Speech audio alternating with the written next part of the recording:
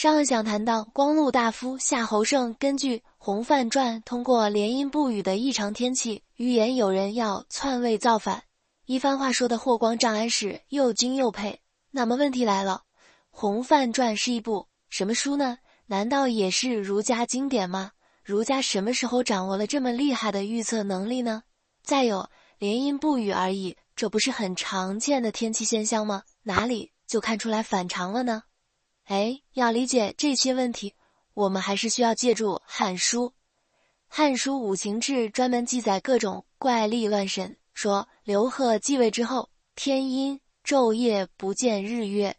确实不是一般的阴天呀。至于《洪范传》，它并不是严格意义上的儒家经典，而是汉代儒生根据《尚书》当中名叫洪范的一篇文章撰写的阐发性著作，一般称为洪范五行传，讲的都是阴阳五行那套神秘主义。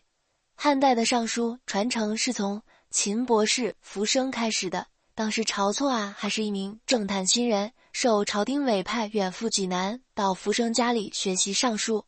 浮生教出来的学生远不只有晁错一个，尚书之学就这样在齐鲁大地开枝散叶，名家辈出。既然名家辈出，就意味着要分门别派了，这就有了西汉尚书学的三大家，分别是欧阳家、大夏侯家和小夏侯家。不过还要等到将来的汉宣帝登场，这三大家才被同时立为学官，各置一名博士。夏侯胜属于大夏侯这一支，他的老师也是他本族的叔父，是武帝时代尚书的名家夏侯史昌。夏侯史昌曾经准确预言了百梁台火灾的具体日期，一战成名。那这种事情如果发生在今天，夏侯史昌肯定是要被重点调查的。人们正常的怀疑是，火如果不是他放的，就一定是他的同伙放的。而在武帝时代，人们只会佩服他的学术水平。当时刘弗陵还没有出生，武帝最疼爱的小儿子是李夫人生的皇子刘伯。武帝呢，就请夏侯史昌做了刘伯的老师。从师承关系来看，刘伯是夏侯胜的师弟，登基天子刘贺就是刘伯的儿子，所以夏侯胜对刘贺难免会有几分特殊的感情。夏侯胜做预言理论依据就是他从夏侯史昌那里学会的《洪范五行传》。在《洪范五行传》的师承谱系里，有史可考的第一人就是夏侯史昌。估计夏侯史昌就是这部书的真正作者。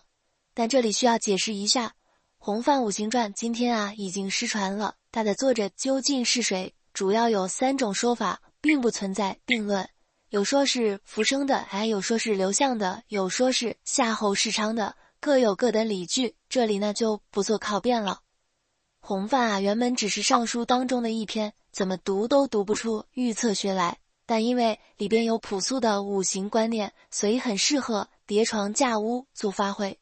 这套理论影响深远，历代正史当中的五行志都是这么来的。直到司马光生活的时代，宋仁宗嫌弃阴阳五行的记载太混乱，于是组织汇编了一部《洪范正鉴》。顾名思义，从《洪范五行传》理论体系之下的各类记载当中精挑细选，选出那些可靠的案例作为政治操作指南。汇编要领是以原始统计学的手法，从海量而繁杂的史料当中把天人感应的对应性梳理清楚。这是一种很有科学精神的努力。如果真的梳理清楚了，那么当再有异常天象出现的时候，它到底对应着人间政治的什么问题，皇帝和大臣们到底应该如何应对，就都有标准流程了，不至于假专家一道解释，一专家又一道解释。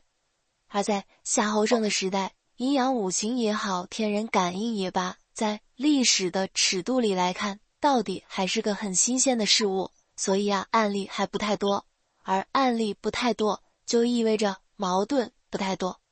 夏侯胜应当是满怀真诚地相信自己辛苦学到的这套学问，看到了连阴不雨，自然呢就对应到了谋朝篡位，而事情偏偏就有这么巧，他的预测分毫不差。这已经是不绝无数的霍光第2次被儒家学者型官员的专业素养震撼到了。上一次是卷部仪应用春秋大义，举重若轻地解决了黄衣人事件，将一场天大的危机消弭于无形。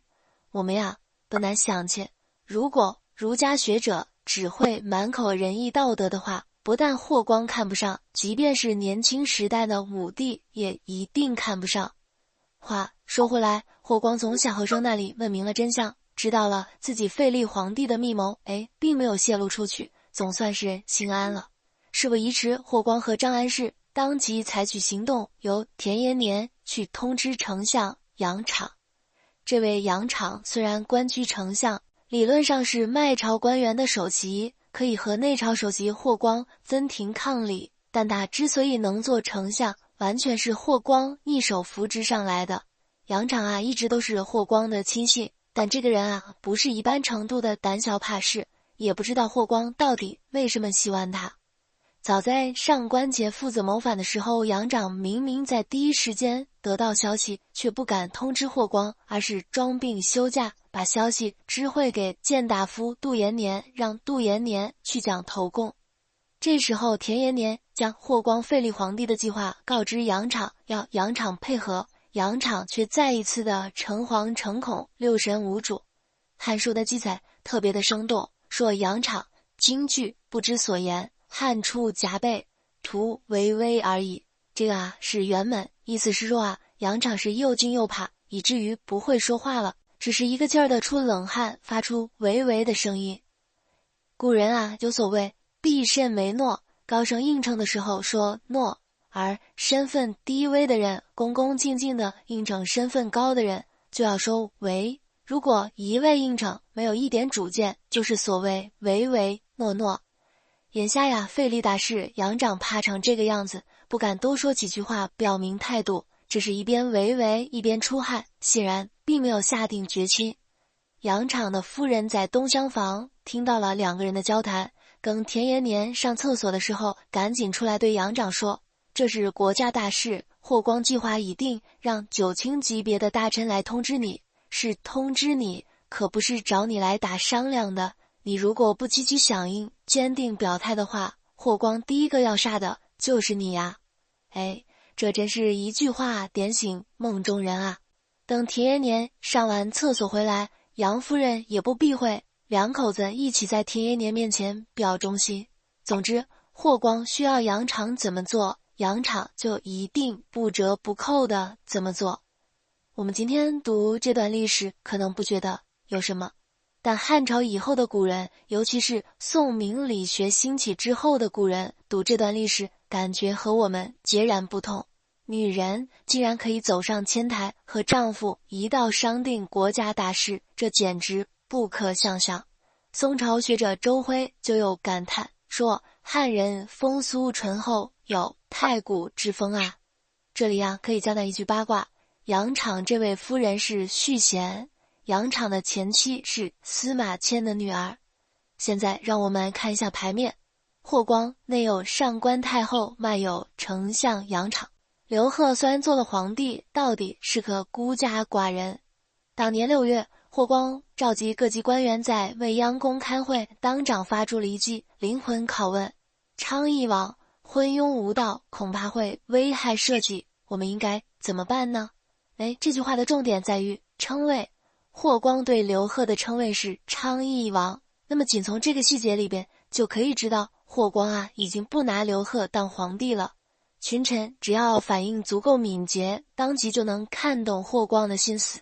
但是即便看得懂，毕竟事关皇帝废立，这么大的事情突如其来，谁都不敢轻易选边站。一群国家大臣莫敢发言，但唯唯而已。这是原文，意思是说所有人都被吓住了，只是哼哼唧唧的不敢表态。真不知道其中有多少人就像当时杨敞一样被吓到了，冷汗淋漓的程度呢？但问题是，杨敞不是早有准备了吗？这时候怎么不说话了呢？史料并没有留下记载。无论如何，在这种紧要时刻，风向如何变，就看有没有人出来带头了。如果真有人挺胸抬头站出来指责霍光大逆不道，那就真不好说事情会如何收场了。但我们知道，经过了武帝时代酷吏政治的几轮讨取，但凡脊梁骨硬一点的人早就被筛选出官僚体系之外了，不然的话，哪至于所有人都在霍光面前莫敢发言，但唯唯而已呢？但霍光是有备而来的，田延年马上出来引领风向，姿态是离席按妾，也就是说离开了自己的席位，挺身而出，并且手按佩剑，摆出了时刻都可以出手拼命的架势，然后向着霍光慷慨陈词，说先帝托孤给您，如今社稷之存亡全在您一念之间，万一刘姓江山会在您的手里，您有何面目见先帝与地下呢？所以今天的事情必须速斩速决。群臣当中如果有谁慢吞吞不立即表态支持您的，请您批准让我马上拔剑杀了他。当然，这话表面上是在责备霍光，实际上是说给群臣听的。我们还可以看到一个细节，大臣到未央宫开会，竟然可以随身佩剑，不知道这到底是什么缘故。霍光马上打配合，您批评我，批评的太对了，确实是我的错群臣也都反应过来了，一致表忠心，坚决拥护霍光的决议。那么问题来了，群臣虽然达成了一致，但大家的身份毕竟是臣，以臣废君，这到底怎么操作呢？刘贺贵为天子，难道就没有任何反制之道吗？我们下一讲再见。